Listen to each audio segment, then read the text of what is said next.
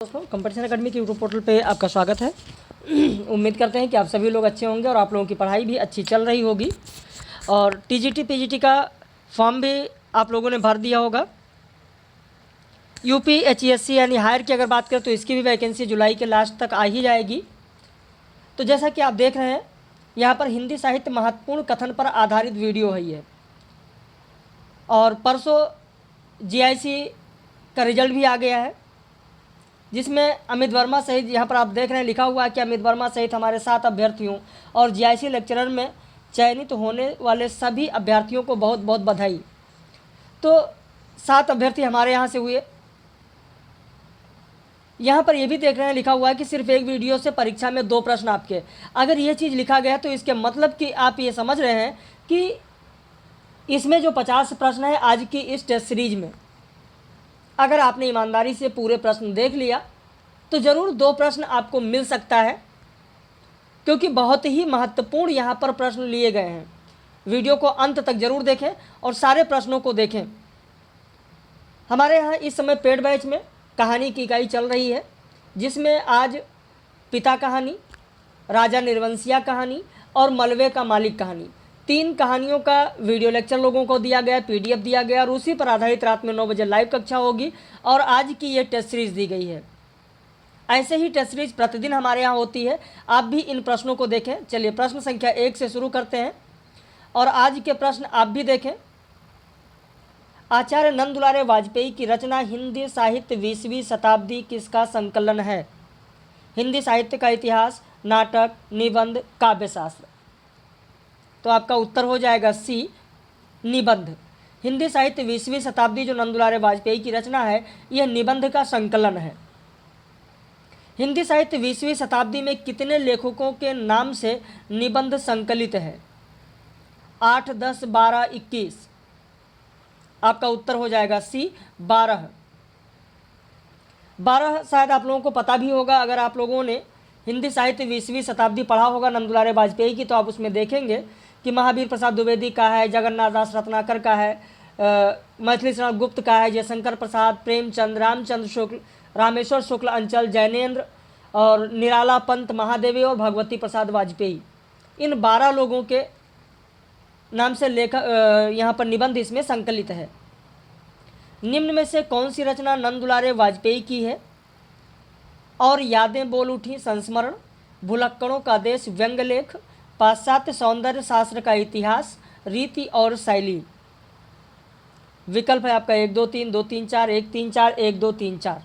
तो यहाँ पर आपका उत्तर हो जाएगा डी, 1, 2, 3, 4। ये सभी की सभी रचनाएं नंद दुलारे वाजपेयी की हैं। कविता समय और समाज के घेरे में बंधे हुए कवि की स्वतंत्र जीवन कल्पना है। वह उसकी असाधारण अनुभूति है। साधारण जीवन वस्तु से उसकी तुलना नहीं की जा सकती। कवि जितना ही महान होगा, उसकी कल्पना समय के स्थूल प्रभावों से उतनी ही निरपेक्ष होगी। कथन किसका है? आपका उत्तर हो जाएगा डी, नंद दुलारे वाजपेयी का है। अब आप कहेंगे सर नंद दुलारे वाजपेयी को तो मैंने पढ़ा है, ये कहाँ से पूछा गया है? ध्यान रखना, नया साहित्य नए प्रश्न। आपको पता है ये रचना कभी कभी पूछ ली जाती है किसका है, और शायद टीजीटी पीजीटी की परीक्षा में पूछा भी गया है एक बार। नया साहित्य नए प्रश्न, नया साहित्य नए प्रश्न रचना किसकी है? तो नंद दुलारे वाजपेयी की है और इसी रचना से लिया गया यह कथन है। अगला प्रश्न देखें। नव्यतर समीक्षकों ने कहा, साहित्य जनता के लिए, साहित्य पूंजीवादी सभ्यता को समाप्त करने के लिए, साहित्य समाज की प्रतिष्ठा के लिए। कथन किसका है? तो यहाँ भी आपका उत्तर हो जाएगा बी, नंद दुलारे वाजपेयी का है। यह भी नया साहित्य नए प्रश्न से ही लिया गया है। अगला प्रश्न। द्विवेदी जी अपने युग के प्रगतिशील समीक्षक थे, तो मिश्र बंधु परंपरावादी और शास्त्रानुयायी समीक्षक कहे जा सकते हैं। कथन किसका है? यह प्रश्न एक बार परीक्षा में पूछा जा चुका है। नंद दुलारे वाजपेयी का नया साहित्य नए प्रश्न से लिया गया यह कथन है और यह कथन एक बार परीक्षा में पूछा जा चुका है। ये आज की टेस्ट सीरीज है। अब टेस्ट सीरीज का उत्तर आप लोगों को नहीं भेजा जाएगा व्हाट्सएप पर, ध्यान रखिएगा। इस वीडियो को देखकर और मिलान करके आप लोग ज़रूर बताएं कि आज की टेस्ट सीरीज में आपके कितने प्रश्न सही हुए। निम्न में से किसकी आलोचना को ध्वंसात्मक आलोचना कहा जाता है? ध्वंसात्मक आलोचना कहा जाता है। बताइए, आप लोगों में से कितने लोगों को पता है कि ध्वंसात्मक आलोचना किसकी आलोचना को कहा जाता है? आपका उत्तर हो जाएगा ए, रामविलास शर्मा। रामविलास शर्मा। भट्ट जी हिंदी के पहले आलोचक हैं और संयोगिता स्वयंवर पर लिखी गई उनकी आलोचना पहली आलोचना है। कथन किसका है? बच्चन सिंह का कथन है, बच्चन सिंह का। ध्यान रखना, यह भी बहुत ही महत्वपूर्ण, मैंने इसीलिए कहा है कि अगर इस वीडियो को, इन सारे प्रश्नों को आपने देख लिया है तो 50 प्रश्न, लेकिन 50 से 200 प्रश्नों की तैयारी आपकी हो जाएगी। बहुत सारी चीज़ें अलग से भी बताई जाती हैं। जितने प्रश्न होते हैं उससे 3-4 गुना प्रश्न आपके तैयार होते हैं। तो यदि आपने देख लिया तो 2 प्रश्न परीक्षा में आपके पक्के होंगे। अगर लिखा गया है, स्टेटस ऊपर लिखा हुआ है, तो ये सत्य है। समालोचना का सूत्रपात हिंदी में एक प्रकार से भट्ट जी और चौधरी साहब ने ही किया। कथन किसका है? तो आपका उत्तर हो जाएगा डी, आचार्य रामचंद्र शुक्ल ने कहा हिंदी साहित्य के इतिहास में। नंदुलारे वाजपेयी ने अपनी रचना हिंदी साहित्य 20वीं शताब्दी की भूमिका में निम्न कथन किसके लिए कहा कि काशी की नागरी प्रचारणी सभा आपके ही उद्योगों का स्मारक है? यह भी प्रश्न पूछा जा चुका है। यहाँ पर देख रहे हैं, अगर प्रश्न पूछा गया तो उसका स्रोत क्या है, कहाँ से प्रश्न पूछे जाते हैं, तो कम से कम उन रचनाओं पर आपका ध्यान होना चाहिए कि अभी तक आयोग में कहाँ कहाँ से प्रश्न पूछे गए हैं, और जहाँ जहाँ से जिस स्रोत से पूछा जाता है अक्सर वहाँ से परीक्षा में प्रश्न आपको मिलता है। आपका उत्तर हो जाएगा डी, श्याम सुंदर दास। नंदुलारे वाजपेयी ने हिंदी साहित्य 20वीं शताब्दी की भूमिका में कहा है श्याम सुंदर दास के लिए कि काशी की नागरी प्रचारणी सभा आपके ही उद्योगों का स्मारक है। आधुनिक हिंदी आलोचना में तुलनात्मक आलोचना का जनक किसे माना जाता है?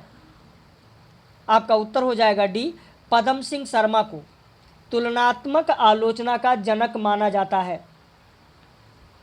अब आप कहेंगे सर पदम सिंह शर्मा आपने बता दिया, लेकिन ऐसी कौन सी रचना इन्होंने लिखी जिससे तुलनात्मक आलोचना का जनक माना जाने लगा? तो आपको बता दें, ध्यान दें, इसीलिए मैंने कहा कि 4 प्रश्न आपके तैयार होंगे। 1907 ईस्वी, 1907, गौर से सुनिएगा, 1907 ईस्वी में सरस्वती पत्रिका में पदम सिंह शर्मा ने बिहारी और एक फारसी के कवि हैं, शायद नाम उनका आपको याद हो गया होगा, सादी, बिहारी और सादी की तुलनात्मक आलोचना लिखी थी। बिहारी और सादी, इन पर तुलनात्मक आलोचना लिखी और वहीं से तुलनात्मक आलोचना का प्रारंभ माना जाता है और तुलनात्मक आलोचना का जनक पदम सिंह शर्मा को माना जाता है। वैसे महावीर प्रसाद द्विवेदी की अगर बात करें तो महावीर प्रसाद, यहाँ तो उत्तर तो आपका हो गया क्लियर। महावीर प्रसाद द्विवेदी को हिंदी का प्रथम लोकवादी आचार्य माना जाता है। ये भी परीक्षा में प्रश्न पूछा जाता है कि हिंदी का प्रथम लोकवादी आचार्य किसे माना जाता है, तो ध्यान रखना महावीर प्रसाद द्विवेदी को माना जाता है। अगला प्रश्न देखें, निम्न में से किसने देव और बिहारी में देव को बड़ा माना है? मिश्र बंधु, पदम सिंह शर्मा, कृष्ण बिहारी मिश्र, लाला भगवान दीन। तो आपका उत्तर हो जाएगा यहाँ पर सी, 1 और 3, यानी मिश्र बंधु और कृष्ण बिहारी मिश्र, क्योंकि मिश्र बंधुओं ने लिखा था हिंदी नवरत्न जिसमें देव को बड़ा माना है। कृष्ण बिहारी मिश्र ने देव और बिहारी लिखा जिसमें देव को बड़ा माना, जबकि पदम सिंह शर्मा बिहारी सतसई तुलनात्मक अध्ययन लिखा जिसमें बिहारी को बड़ा माना। लाला भगवान दीन ने बिहारी और देव लिखा जिसमें बिहारी को बड़ा माना। और इनसे मिलान के लिए भी प्रश्न आता है, ये भी ध्यान रखें। निम्न में से किसके मार्ग निर्देशन में पीताम्बर दत्त वर्थवाल ने हिंदी का प्रथम शोध हिंदी काव्य में निर्गुण संप्रदाय लिखा? रामस्वरूप चतुर्वेदी, पदम सिंह शर्मा, जानकी प्रसाद, श्याम सुंदर दास। तो आपका उत्तर हो जाएगा डी, श्याम सुंदर दास।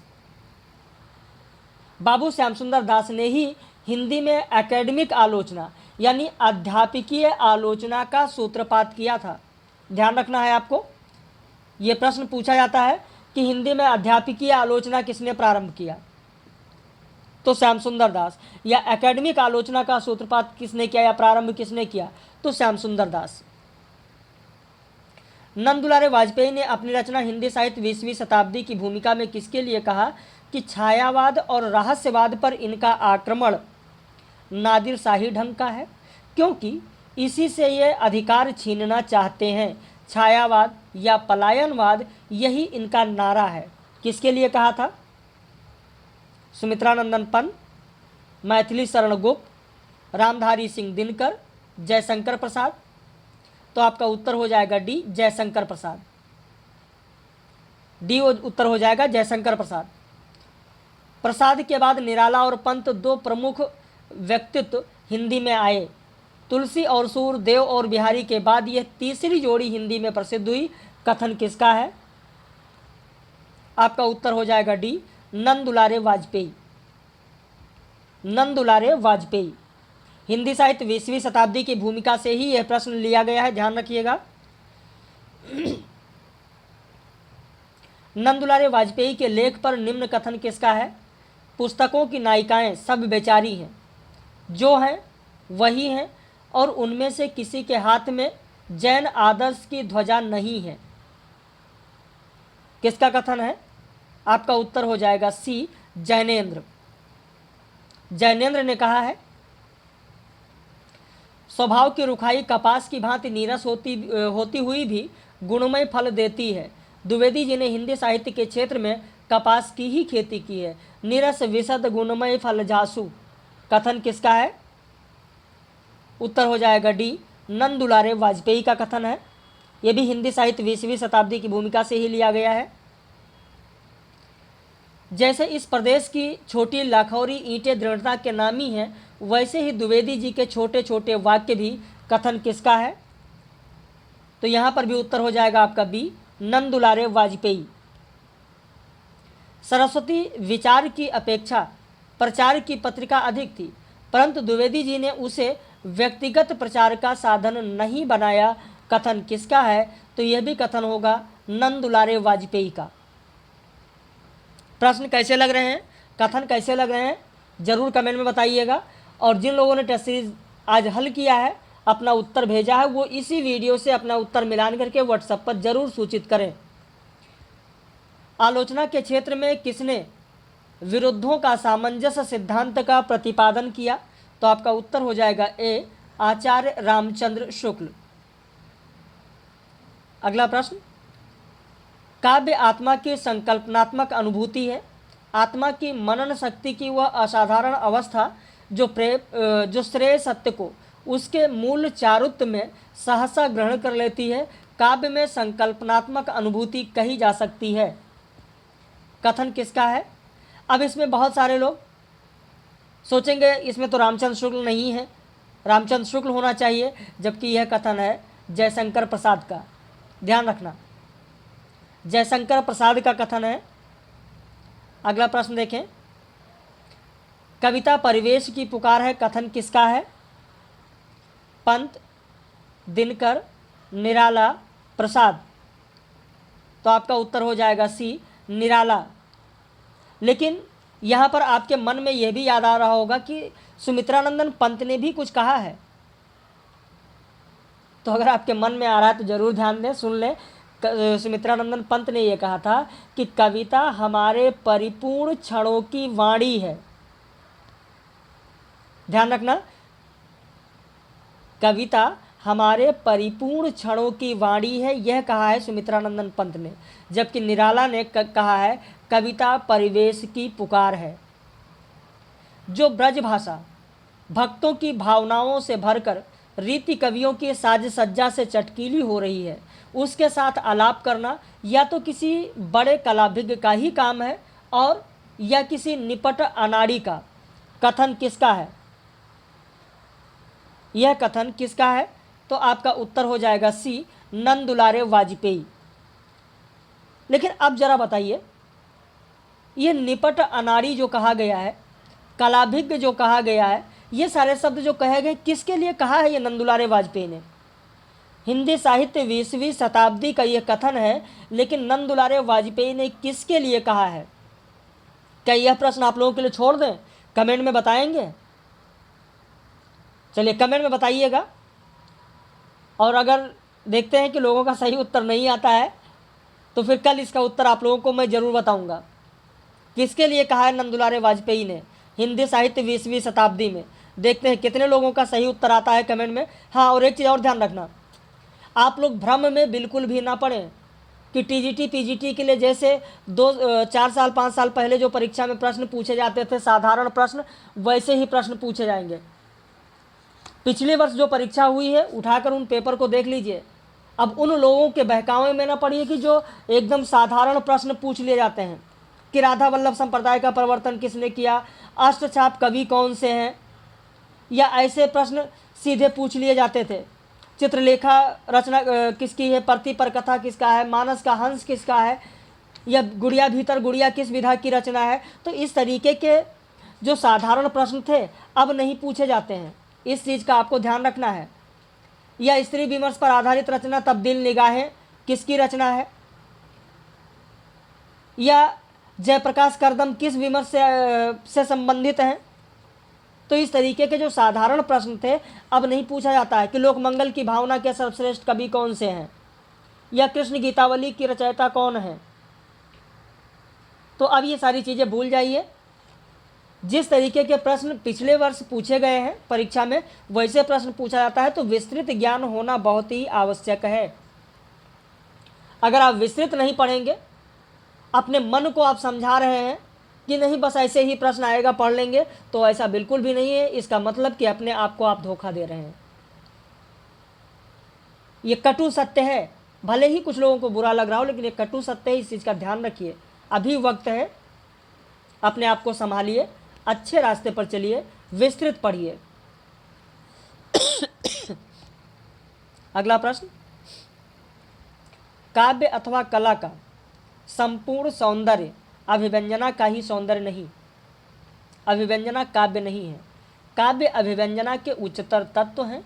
उसका सीधा संबंध मानव जगत और मानव वृत्तियों से है, जबकि अभिव्यंजना का संबंध केवल सौंदर्यपूर्ण प्रकाशन से है। कथन किसका है? आपका उत्तर हो जाएगा डी, नंदुलारे वाजपेयी। अगला प्रश्न देखें, उत्कृष्ट कविता में अलंकार वही काम करते हैं जो दूध में पानी। कथन किसका है? आपका उत्तर हो जाएगा सी, नंदुलारे वाजपेयी का कथन है। सॉरी, नंदुलारे वाजपेयी का कथन है। शब्द शब्द है, सुधी की दंसन चरण चरण है आह, कथा है करुण अताह बूंद में है वाह की दाह। उपरोक्त पंक्ति किसकी है? उत्तर हो जाएगा बी, सुमित्रानंदन पंत की पंक्ति है। किसी हृदय का यह विपात है, छेड़ो मत यह सुख का कण है, उत्तेजित मत कर दौड़ाओ यह करुणा का थका चरण है। यह पंक्ति किसकी है? प्रश्न संख्या 27 आप देखें, जयशंकर प्रसाद की यह पंक्ति है। अगला प्रश्न, नंदुलारे वाजपेयी ने किसके बारे में कहा है कि वह हमारी साहित्य समीक्षा के बालारूढ़ हैं? बालारूढ़ किसके लिए शब्द आया है? तो आचार्य रामचंद्र शुक्ल। नंदुलारे वाजपेयी ने साहित्य का बालारूढ़ किसे कहा है? तो आचार्य रामचंद्र शुक्ल को कहा है। प्रेमचंद जी की प्रेम द्वादशी में केवल बड़े घर की बेटी कहानी अच्छी है, क्योंकि इसके पढ़ने से आजकल की अंग्रेजी पढ़ी लिखी लड़कियों को शिक्षा मिल सकती है और उसका सुधार हो सकता है। कथन किसका है? आपका उत्तर हो जाएगा डी, नंदुलारे वाजपेयी। अब यहाँ पर देखिए, इस कथन से ही एक प्रश्न और आपके सामने निकल कर आता है जो हो सकता है कि हर जगह आपको ना मिले। जैसे बड़े घर की बेटी किस में संकलित है?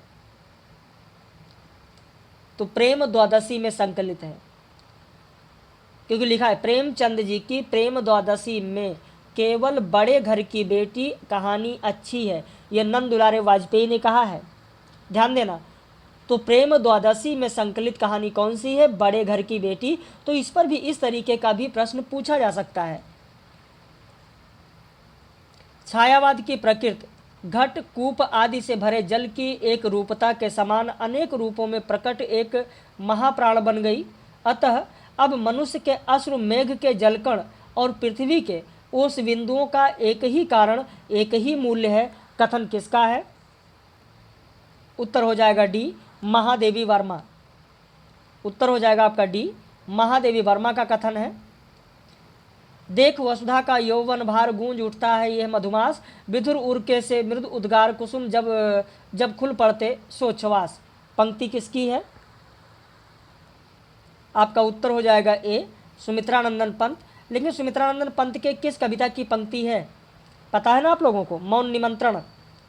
मौन निमंत्रण। अगला प्रश्न, पवन में छिप कर तुम प्रतिपल, पल्लवों में भर कर मृदुल हिलोर, चूम कलियों के मुद्रित दल, पत्र छिद्रों में गा निसी भोर। उपरोक्त पंक्ति किसकी है? आपका उत्तर हो जाएगा ए, सूर्यकांत त्रिपाठी निराला की यह पंक्ति है। नंदुलारे वाजपेयी ने किसके लिए कहा है कि उनकी कहानियों की तुलना मुक्तक काव्य से की गई है, जिसमें सोने की तौल जैसी सफाई और राई रत्ती तुली हुई डांडी होती है? उत्तर हो जाएगा आपका डी, भगवती प्रसाद वाजपेयी। स्क्रीनशॉट लेना चाहें तो आप लोग स्क्रीनशॉट भी ले सकते हैं। भगवती प्रसाद वाजपेयी। निम्न कथन किसके लिए है? वह न तो भौतिक विज्ञानवाद और उनके नुस्खों को आंख मूंद कर चाट जाने वाले प्रगतिवादी हैं, और न हाय पैसा की रट लगाकर आसमान उठा लेने वाले पैसेवादी। वह मनुष्य की सद्वृत्तियों और आध्यात्मिक संभावनाओं को जागृत करने वाले लेखक हैं। किसके लिए कहा है नंदुलारे वाजपेयी ने? उत्तर हो जाएगा ए, जैनेन्द्र। जैनेन्द्र के लिए नंदुलारे वाजपेयी ने कहा है, जैनेन्द्र के लिए। अंचल की विरह साधना में बड़ी ही एकनिष्ठ, सजग, विचलताकारी और जीवनमय अनुभूतियों का संग्रह है। कवि के वास्तविक विद्रोह का यहीं से आरंभ होता है।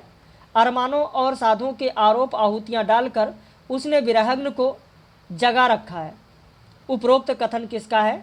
नामवर सिंह, पदम सिंह शर्मा, रामस्वरूप चतुर्वेदी, नंदुलारे वाजपेयी। तो आपका उत्तर हो जाएगा यहाँ पर डी, नंदुलारे वाजपेयी। तात्विक दृष्टि से न तो हम इन्हें पूरे अद्वैतवादी कह सकते हैं और न एकेश्वरवादी। कबीर के बारे में यह कथन किसका है?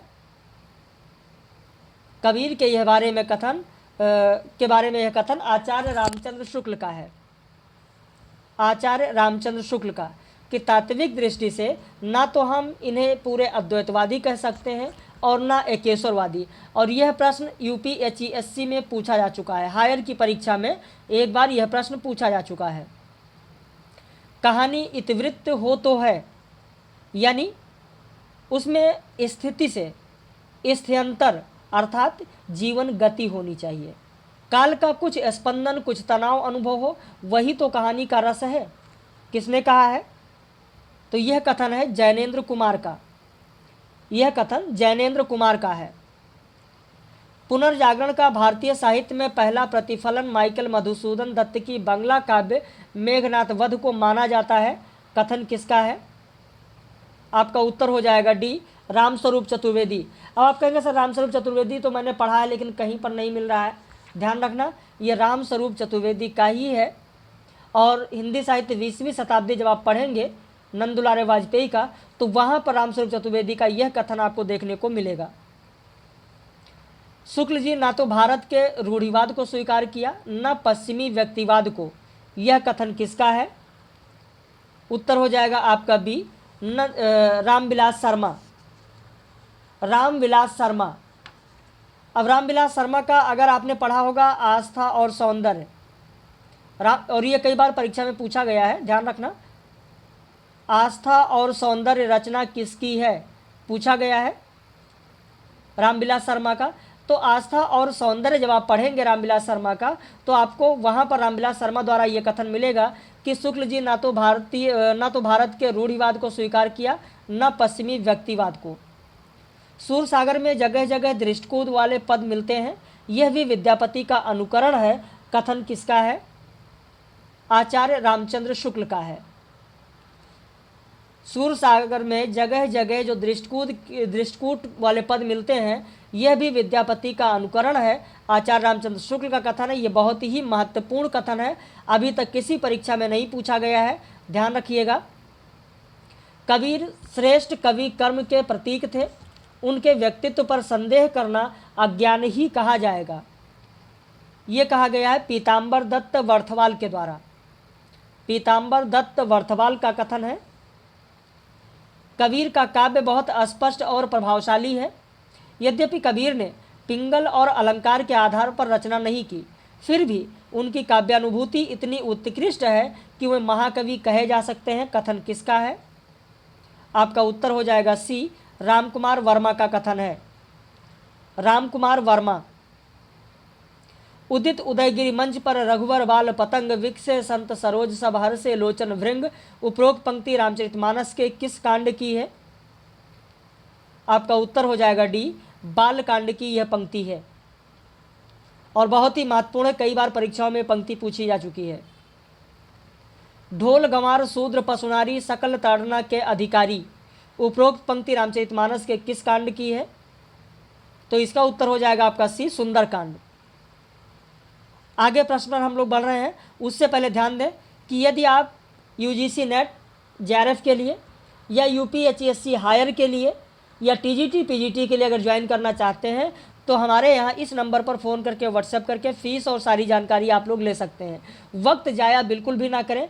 कुछ लोग सोचते हैं, मैसेज करते हैं, जब बताया जाता है सारी इन्फॉर्मेशन, सर 4 दिन बाद देखते हैं एडमिशन ले लेंगे, 5 दिन बाद एडमिशन ले लेंगे, तो इस तरीके से, या कल एडमिशन ले लेंगे, इस तरीके से आप अपना समय बर्बाद ना करें, अपने आप को आगे ना बढ़ाएं। जितना आप समय देंगे, जिसके लिए जितना समय देंगे, वह आपके लिए उतना ही बेहतर होगा। और दूसरी चीज़ मैं फिर कह रहा हूँ बार बार कि जैसा आज से 4 साल 5 साल पहले प्रश्न पूछे जाते थे, अब उन प्रैक्टिस सेट को या उन पेपर को देखने से आपका काम नहीं होगा। अब विस्तृत पूछा जाता है और बहुत ही गहराई से प्रश्न पूछे जाते हैं। ये मैं नहीं कह रहा हूँ, आप खुद पिछले वर्ष का पेपर उठाकर देख सकते हैं। तो जब तक आप गहन अध्ययन नहीं करेंगे तब तक उन प्रश्नों को हल आप नहीं कर पाएंगे। बाकी 20-25% प्रश्न तो बहुत ही साधारण होते हैं, और जो साधारण है वो तो सभी के लिए साधारण है। तो इसलिए गहन अध्ययन करिए, भटकना छोड़िए। आज यहाँ पढ़ना, कल वहाँ पढ़ना, 2 दिन वहाँ पढ़ना, 4 दिन वहाँ पढ़ना, आज ये पब्लिश वीडियो देखना, कल वो वीडियो देखना, इस तरीके से ना करिए। कहीं भी पढ़िए, कोई ज़रूरी नहीं कि मेरे यहाँ ही पढ़िए, कहीं भी पढ़िए, लेकिन विस्तृत पढ़िए, लगातार पढ़िए, और जिस टॉपिक को उठाइए कंटिन्यू पढ़ते जाइए, उसको समाप्त करिए। ऐसे पढ़ाई करेंगे तो आप आगे बढ़ सकते हैं। रहस्यवादी कवियों में कबीर का आसन सबसे ऊंचा है। शुद्ध रहस्यवाद केवल उन्हीं का है। किसका कथन है? आपका उत्तर हो जाएगा बी, श्याम सुंदर दास। सूर का दूसरा नाम वात्सल है और वात्सल का दूसरा नाम सूर है। सूर और वात्सल में घनिष्ठ संबंध है। कथन किसका है? आपका उत्तर हो जाएगा ए, वियोगी हरि का कथन है। रामचरितमानस के आधार पर दोहा चौपाई में कृष्ण चरित नामक प्रबंध काव्य किसने लिखा है? आपका उत्तर हो जाएगा ए, ब्रजवासीदास ने लिखा है। कबीर के बारे में किसने कहा है कि सत्य के प्रकाश का साधन बनकर जिसकी प्रगाढ़ अनुभूति उनको हुई थी, उसकी कविता स्वयं उनके जिह्वा पर आ बैठी? किसका कथन है? आपका उत्तर हो जाएगा डी, श्याम सुंदर दास का कथन है। सूर का वियोग वर्णन खाली बैठे का काम है। किसने कहा है? आपका उत्तर हो जाएगा सी, आचार्य रामचंद्र शुक्ल ने कहा है। रामचंद्र शुक्ल ने किसे जीवनोत्सव का कवि कहा है? आपका उत्तर हो जाएगा बी, सूरदास को रामचंद्र शुक्ल ने जीवनोत्सव का कवि कहा है। तो प्रश्न आपको कैसा लगा जरूर एक बार कमेंट करके बताइएगा। और ऐसी ही टेस्ट सीरीज प्रतिदिन हमारे यहाँ होती है। कंप्लीट सिलेबस का PDF notes, video lecture, live class, सारी चीज़ें दी जाती हैं। आपने देखा कि मेरा स्वास्थ्य उतना सही नहीं है, हल्का फुल्का जुकाम भी, खांसियाँ आ रही हैं, फिर भी आप लोगों तक तथ्य लगातार पहुंचाए जा रहे हैं। बहुत ही रेयर केस में ऐसा होता है कि जब बिल्कुल भी संभावना नहीं होती है कि आप तक मैटर पहुंचाया जाए तभी छुट्टी होती है, अन्यथा छुट्टी नहीं की जाती है। क्योंकि सबसे पहले आपके भविष्य का सवाल है। आपने जिस विश्वास के साथ, आप लोग जिस विश्वास के साथ मुझसे जुड़ रहे हैं और जितना पढ़ रहे हैं, जितना मेहनत आप लोग कर रहे हैं, उसी विश्वास के साथ आपको आगे बढ़ाना है ताकि आप अपने मंजिल तक जरूर पहुंच सकें। तो आज आपने देखा कि पिता, राजा निर्वंशिया, मलबे का मालिक, 3 कहानी का वीडियो लेक्चर आपको मिला। उसी पर आधारित रात में प्रश्न होगा और इस टेस्ट सीरीज में आपके कितने प्रश्न सही हुए मिलान करके व्हाट्सएप पर जरूर एक बार सूचित करें। और जो भी नए लोग हैं, वीडियो को जितना ज़्यादा से ज़्यादा हो सके आप लोग शेयर करें अपने मित्रों में। जो भी वीडियो पब्लिश हो उसे ज़रूर शेयर किया करें आप लोग पब्लिश वीडियो को, ताकि और लोगों को भी जानकारी मिल सके। तो बाकी हम लोग फिर मिलेंगे इसी तरीके के प्रश्न के साथ किसी दिन फिर पब्लिश वीडियो में। आप लोगों ने वीडियो को अंत तक देखा, समय दिया, इसके लिए बहुत बहुत धन्यवाद।